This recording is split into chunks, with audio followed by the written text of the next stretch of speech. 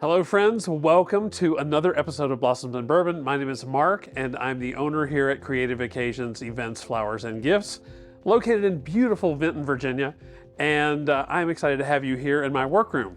Our last couple of episodes, first, shout out to my friends at Shalane for their beautiful work in this apron. Isn't that amazing? They took our Blossoms and Bourbon logo and embroidered it on these aprons for me. So I'm super excited to be able to wear that. Thanks, you guys. Greg and Charlotte, you're amazing, and I appreciate your work. So the last couple of episodes, we've kind of focused on fall a little bit more because it's that time of year now. I thought, and I did have a request from a viewer to do a large kind of asymmetrical design. So I thought that's what we do tonight, and also kind of make it kind of be a segue into Thanksgiving almost. So we're going to do something that might be appropriate for the sideboard in your dining room, or like on an island in a kitchen or something like that when you're entertaining during the holidays. This is going to be definitely a scenario where we want to use foam because we're going to have gourds and pumpkins that go into this arrangement. And so we need the stability of foam to be able to hold those in place, much like we did in the episode with the fruit. So we're going to talk about that. This piece is going to have a lantern in it, and this is just a kind of a utilitarian lantern that you can pick up really anywhere. One little secret to when you're placing the lantern is you want to be sure to put the access portal for the candle in the back, because once the arrangement's done in the front, there are going to be flowers there, so you wouldn't be able to open the door and put your candle in. If you're using a remote control, battery operated candle, that would be great. You could go ahead and do that. But in this case, I want to be able to access the portal for the candle later on. This candle has little feet on the bottom, so I'm essentially going to just push those little feet right down into the foam, and we're going to make sure that that's stable by using some tape. You can see that's the back of the arrangement back there, and it does hang over just a bit. So I'm going to use a piece of clear tape, like the kind that we would use in a vase to create a tape grid. And I'm just going to put that across the front. And I'm just going to go down to the container, kind of secure that there, just so that this lantern isn't going anywhere in the course of the arrangement.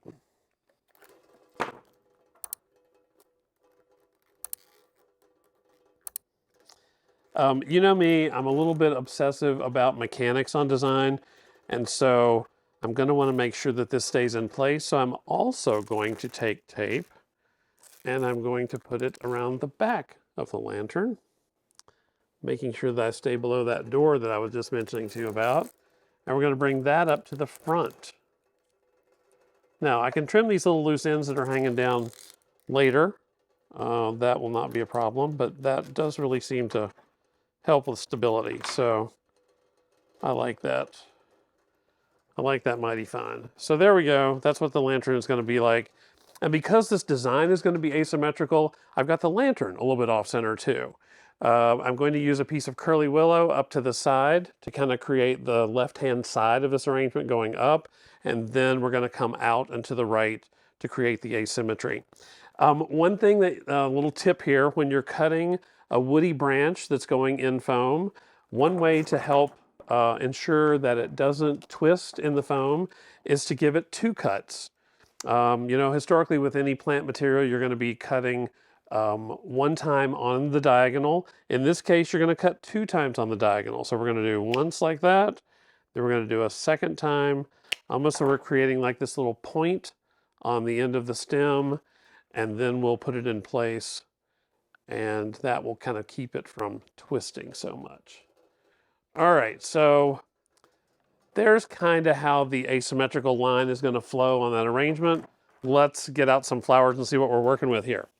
Solidago, a little bit of broom corn, because that's wonderfully seasonal. We've got some gorgeous orange roses, not free spirit today. See, I'm surprising you and changing it up a little bit. These are orange crush roses. We do have some smaller sunflowers. We've got some beautiful, these are locally grown orange dahlias. some orange mini callas. Here we go. Some kale, which is one of my favorite things. And then just some greenery and some other stuff that we'll get to in just a second. So one of the first things I want to do in creating this design to be sure that I'm kind of getting the perspective right is create the focal point. The focal point is going to come from having these pieces of fruit directly in the front of the arrangement. Now, one of the things that we're going to have to do with them, like we did with the fruit in the other piece, is put a stick in it so that it's going to be nice and secure inside the foam. These are pretty firm, and I found that using this little stake to kind of start the hole is a great way to do that. And this one I'm going to put 2 so that, again, if we were using 1, it might twist and turn on us once it's in the design. So in this case, I'm going to use 2. Keep it nice and facing the direction I want it to face in the arrangement. These particular stakes are called hyacinth stakes, much like the Koei stakes that we used in the fruit episode.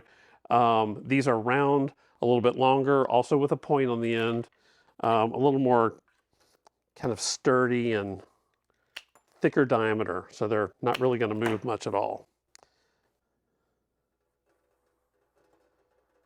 I left those sticks pretty long because I really want to get that nice and secure down in the foam all the way. Okay, let's do another one.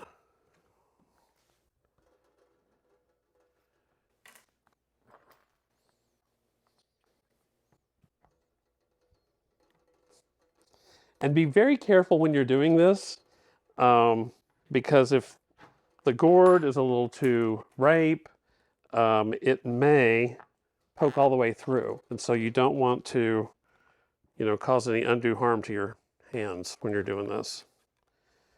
The beauty of using the wood sticks for the fruit, as you may remember, is that the moisture that's in the foam is going to make the wood pick swell up. And when that happens, it's going to stay nice and in place. It's not going to move anywhere. All right, so can you see how we're creating that focal point in the front with the mass of those 2 pieces together?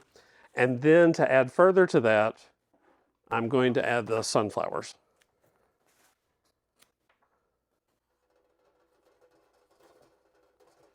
I'm going to tuck those in nice and low, again, because I want that to kind of be part of the focal point for the arrangement.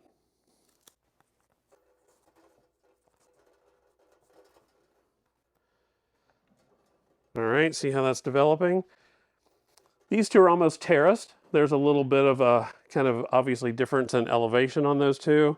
I kind of like that. Kind of brings a little more depth and interest to the design.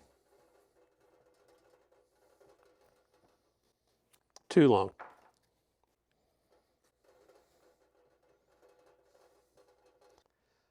There we go. All right, so I'm pretty happy with that. Visually, what you want to make sure that you're doing when you create the focal point on the arrangement is you're creating proper balance. So even though this design is going to be kind of off-center looking because it's asymmetrical, we want to make sure that visually it feels secure and sturdy, like it's not going to go anywhere. All right, so also recall the first 2 or 3 insertions of the arrangement are going to establish the overall height and width. So next what I'm going to do is go for my dimension that's on this side. It's going to come out to the side. Okay? So that for me and for my eye is a good point that's going to balance the height of the stick over here with coming out in this direction. All right, let's put a few more of those in there and get to moving on this.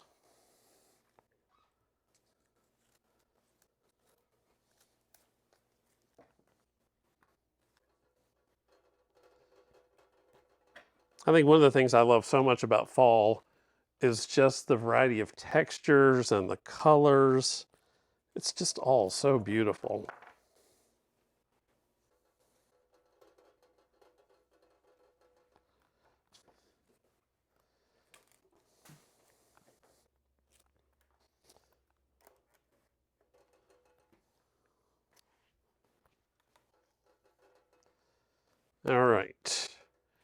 Now, I think I might want broom corn coming up to kind of give us some balance on this side. That's a little more vertical. So we'll do that.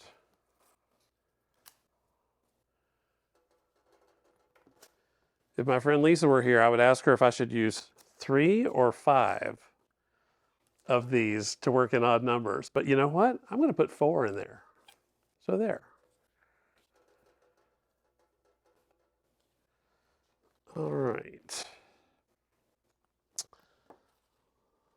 Yeah, let's do that cabbage next, or the kale next, I'm sorry. I love flowering kale. You probably have seen this before.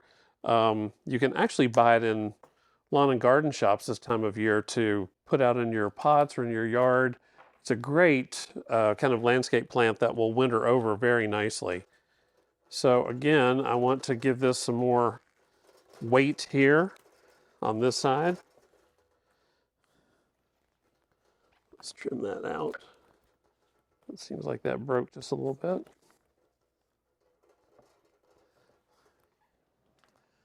Yeah, so we have nice visual weight right across the front there that's kind of balancing the weight of this lantern up top. All right. Let's do calla lilies next. Calla lilies, as you probably already know if you work with flowers, have a very fibrous stem. And sometimes when you're working in foam, it's not an ideal situation to put a calla lily in foam.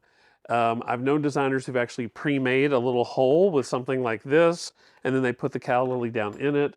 Another trick that we use just to kind of make sure that they're nice and secure is to take the Coe pick with the wire, just line the Coe pick up right next to the calla lily, and tie that little thin wire right along the side.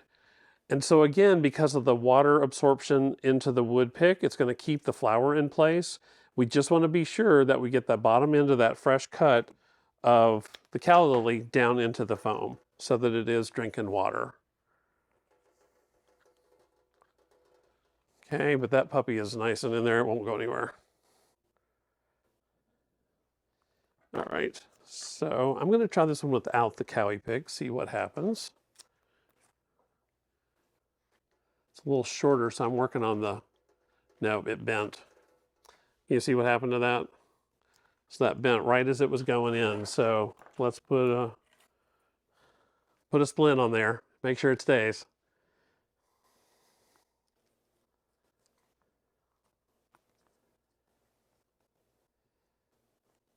Now, if I were using this at my house for Thanksgiving, based on where our sideboard is in the dining room, it's against a wall. So I wouldn't necessarily be so worried about what's happening with the back of this arrangement.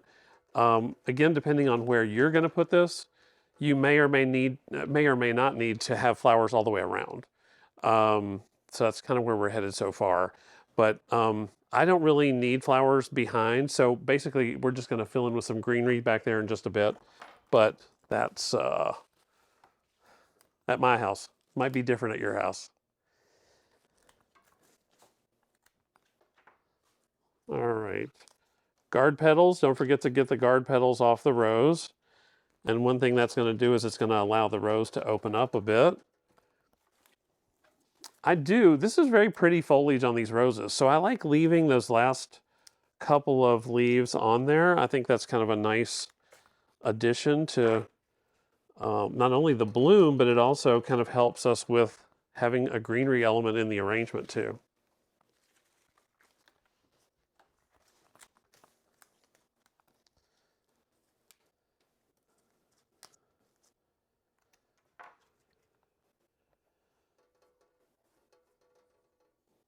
So since we're on the topic of Thanksgiving, you guys, you have to tell me, what's your Thanksgiving specialty? What's the thing that you have at Thanksgiving dinner that you must have every year, or it's not Thanksgiving if you don't have it?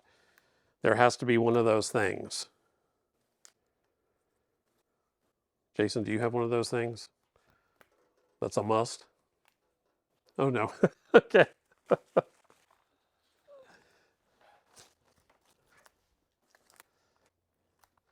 We do. It's my wife's mac and cheese.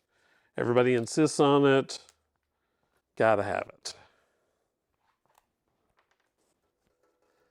Now, what I'm doing with the placement of the roses is adding the orange color, so it's kind of pulling your eye across the front of the arrangement, kind of following that line, again, from the orange of these calla lilies down, but it kind of pulls your eye across the front too, which is kind of nice. All right.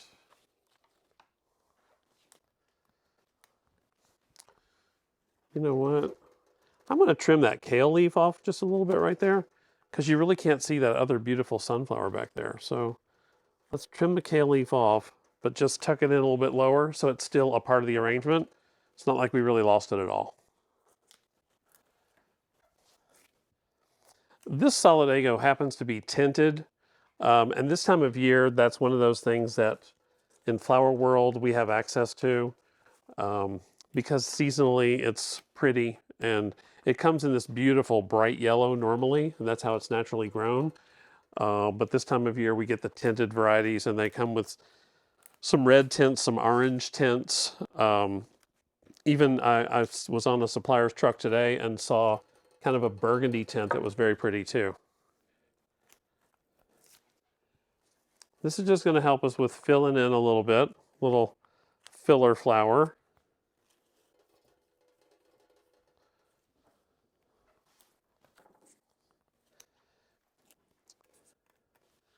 And again, because I like line, it's also helping maintain that line across the base without interrupting the flow of the asymmetry that's going up.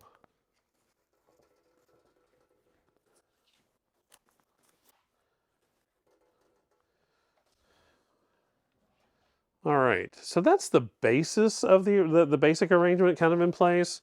Let's, I don't feel the need to use those dahlias. Maybe I'll put another orange rose back there for a little depth to kind of pull your eye back just a little bit. And then got some rust-colored mums. That will be great also for not only continuing the color, but also giving it some fill in the back. I know that I'm going to want all these stems short, so I went ahead and just broke that apart. Looking out front. Good, good. All right, let's do just a little bit of Florida ruscus to kind of fill in some of the gaps back here. Again, I'm going to kind of, because this grows kind of segmented, I'm going to go ahead and follow that when I do some cuts so that I get multiple cuts out of one piece, which helps make it go further. But I don't really want long pieces in this arrangement anyway, so.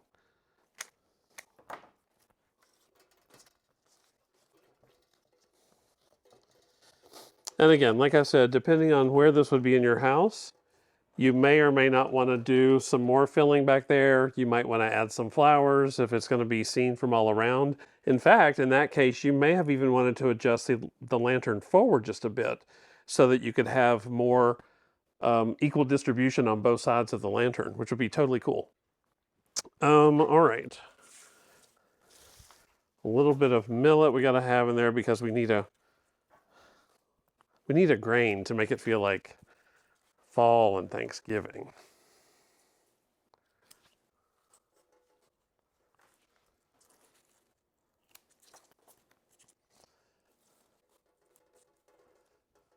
It's like I wait every year for millet to become available. I just love it so much.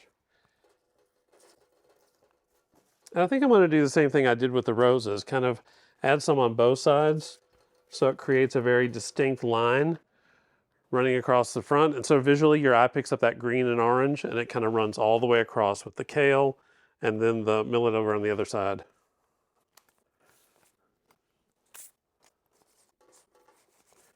All right.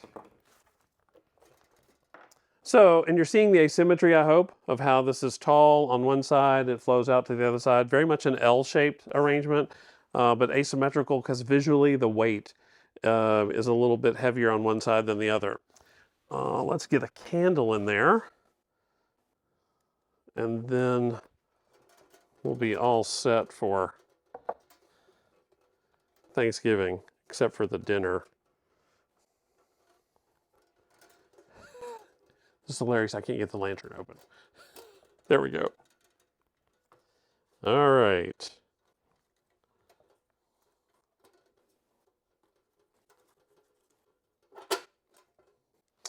There we go.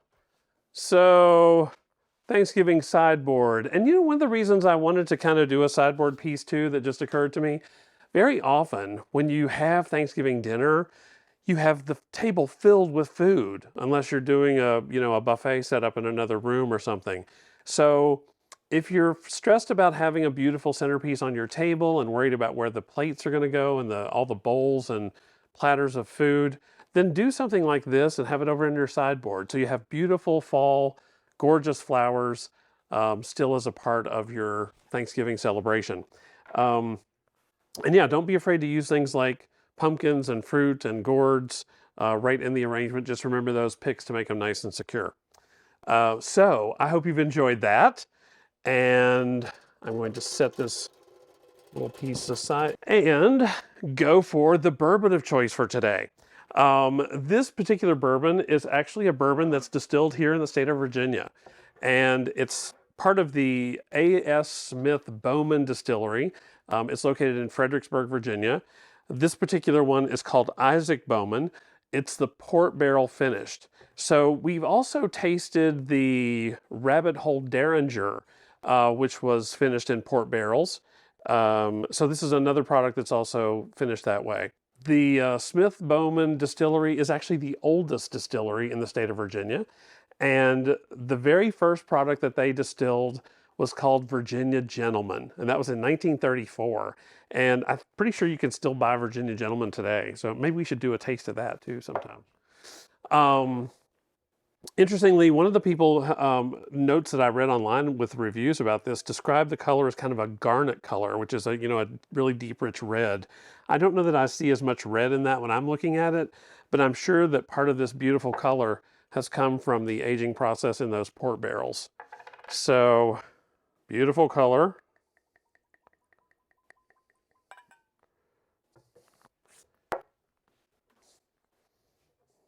Get my partner in crime a pour here. There you are, sir. All right. So, nice color in the glass. Oh, definitely you get the fruit from the port barrel. Almost like sort of a plum. Yeah, that's really nice. Sort of a peachy plum, actually. And a little bit of like clove spices.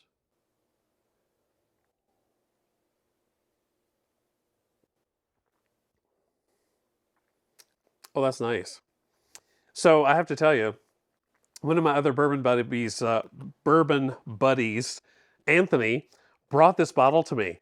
I had not had this before, and this is his current bourbon of choice. He said that he's really enjoying this a lot. So, Anthony, I appreciate you sharing this with me.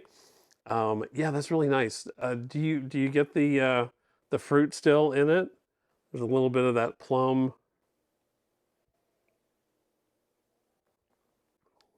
Definitely the spice though, kind of like cloves, like baking spices, cloves, cinnamon. And definitely there's an element of sweet to it as it finishes. I don't know that I would call this a long finish, but it's very good.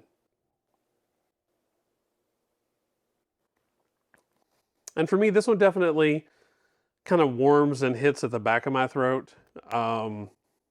Yeah, really, really pleasant. So Isaac Bowman Port Barrel Finish. I hope that you'll give that a try. It would be perfect for fall. So why not, right? You guys, thank you so much for joining us. I so appreciate that. Please remember to like and to subscribe to our videos. Hit that little bell icon and you'll get reminders when we post new videos.